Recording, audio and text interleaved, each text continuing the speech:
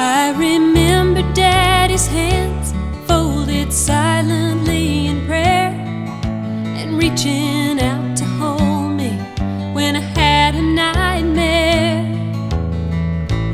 You could read quite a story in the calluses and lines. Years of work and worry had left their mark behind. I remember Daddy's hands, how they held my mama tight and patted my back for something done right. There are things that I've forgotten that I loved about the man, but I'll always remember the love in Daddy's hands. Daddy's hands were soft and kind when I was crying. Daddy's hands were hard as steel when I'd done wrong. Daddy's hands weren't always gentle, but I've come to understand there was always love in Daddy's hands. Daddy's hands were soft and kind when I was crying. Daddy's hands were hard as steel when I'd done wrong. Daddy's hands weren't always gentle, but I've come to understand there was always love in Daddy's hands.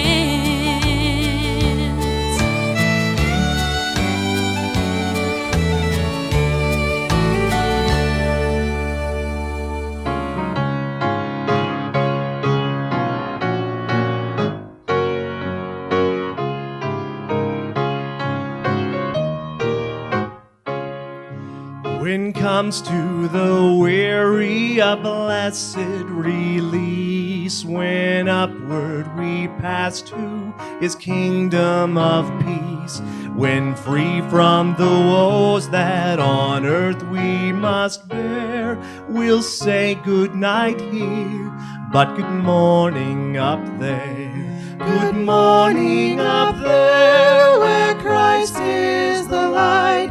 Good morning up there where cometh no night. When we step from this earth to God's heaven so fair, we'll say good night here, but good morning up there. When fadeth the day and dark shadows draw nigh, with Christ close at hand, it is not death to die. He'll wipe for every tear, roll away every care. We'll say good night here, but good morning up there. Good morning up there where Christ is the light. Good morning up there where cometh no night. When we step from this earth to God's heaven so fair, we'll say good night here, but good morning up there. When home lights we see shining brightly above, we shall be soon through His wonderful love.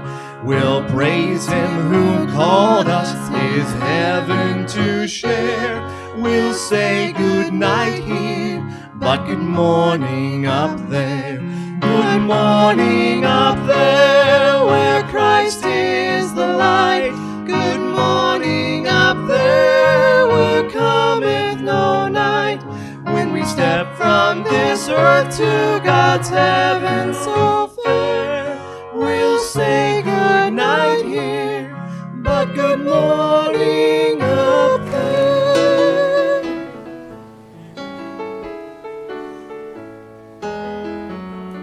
When I was but a boy in days of childhood,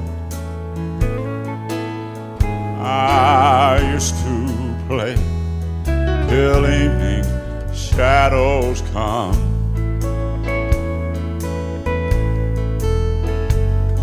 Then winding down an old familiar pathway, I heard my mother call at set of sun.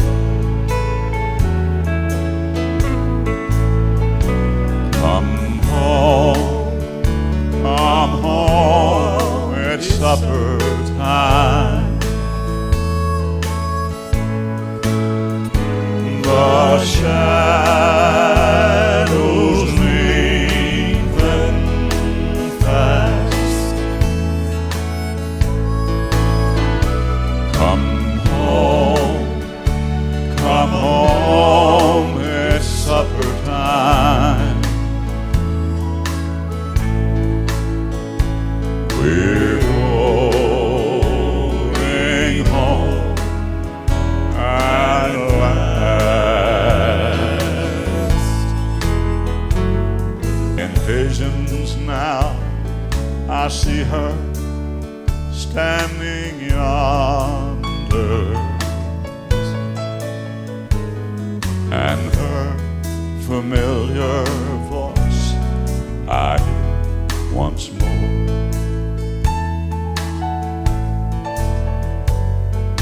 The banquet table's ready up in heaven.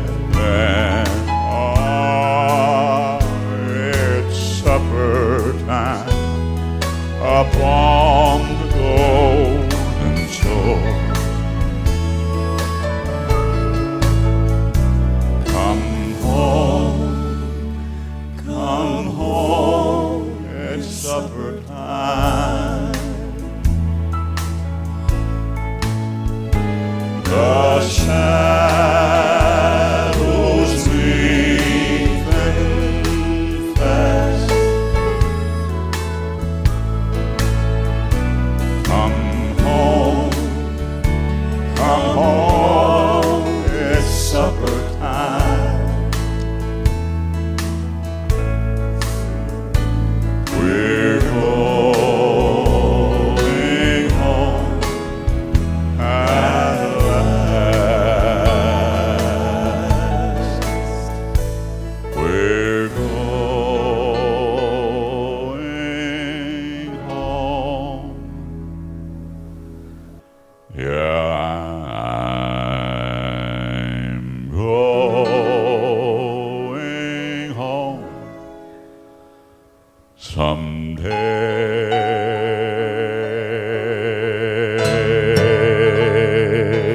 And on the 8th day, God looked down on his planned paradise and said, I need a caretaker. So God made a farmer. God said, I need somebody willing to get up before dawn, milk cows, work all day in the fields, milk cows again, eat supper, and then go to town and stay past midnight at a meeting of the school board. So God made a farmer. I need somebody with arms strong enough to wrestle a calf and yet gentle enough to deliver his own grandchild. Somebody to call hogs, tame cantankerous machinery, come home hungry, have to wait lunch until his wife's done feeding visiting ladies, and tell the ladies to be sure and come back real soon. And mean it. So God made a farmer. God said, I need somebody willing to sit up all night with a newborn colt and watch it die. Then dry his eyes and say, maybe next year. I need somebody who can shape an axe handle from a persimmon sprout, shoe a horse with a hunk of car tire, who can make a harness of hay wire, feed sacks, and shoe scrap, and who planting time and harvest season will finish his 42-hour week by Tuesday noon. Then, painting from tractor back, put in another 72 hours. So God made a farmer. God had to have somebody willing to ride the ruts at double speed to get the hay in ahead of the rain clouds, and yet stop in midfield and race to help when he sees the first smoke from a neighbor's place. So God made a farmer. God said, I need somebody strong enough to clear trees and heave bales, yet gentle enough to tame lambs and wean pigs and tend the pink-combed pullets. Who will stop his mower for an hour to splint the broken leg of a meadowlark? It had to be somebody who'd plow deep and straight and not cut corners. Somebody to seed, weed, feed, breed, and rake, and disc, and plow, and plant, and tie the fleece, and strain the milk, and replenish the self-feeder, and finish a hard week's work with a 5-mile drive to church.